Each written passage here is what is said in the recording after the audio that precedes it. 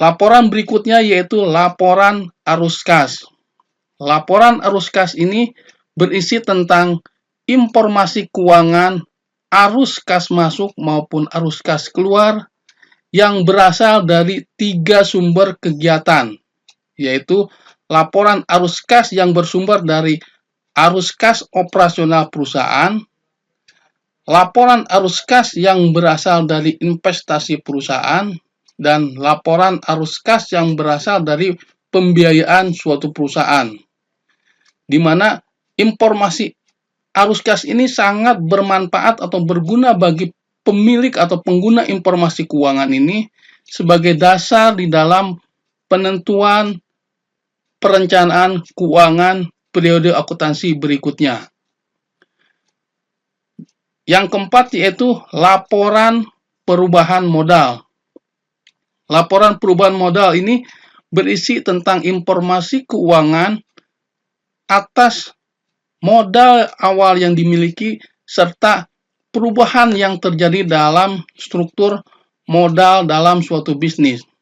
Perubahan struktur modal dalam suatu bisnis dipengaruhi oleh laba rugi dalam periode berjalan, pembagian keuntungan dalam suatu perusahaan, pengambilan keuntungan oleh pemilik perusahaan, serta kenaikan atau penurunan dari nilai saham suatu perusahaan.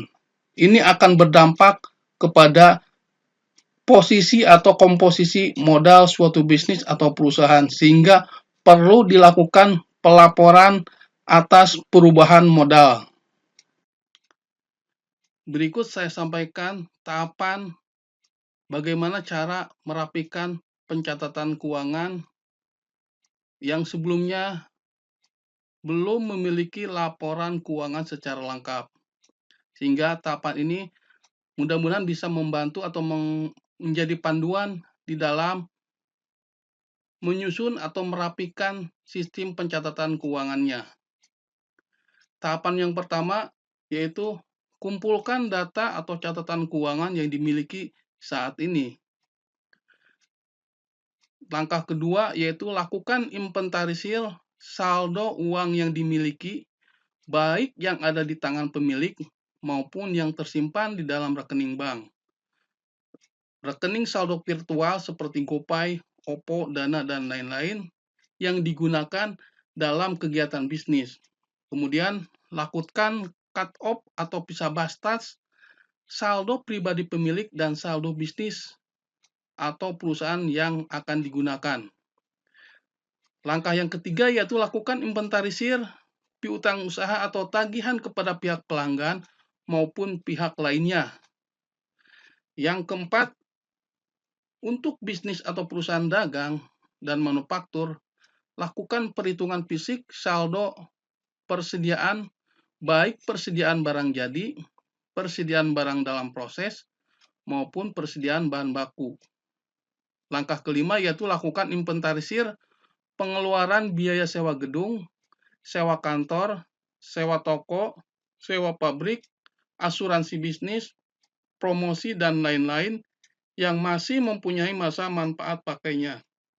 Langkah keenam yaitu lakukan inventarisir besaran angsuran pajak, baik pajak penghasilan, pasal 25 maupun pajak lainnya. Yang ketujuh, lakukan inventarisir kekayaan yang dimiliki bisnis seperti tanah, bangunan gedung, bangunan pabrik, bangunan kantor, bangunan toko, kendaraan, peralatan kantor, peralatan pabrik, peralatan mesin produksi yang digunakan untuk kegiatan dari perusahaan.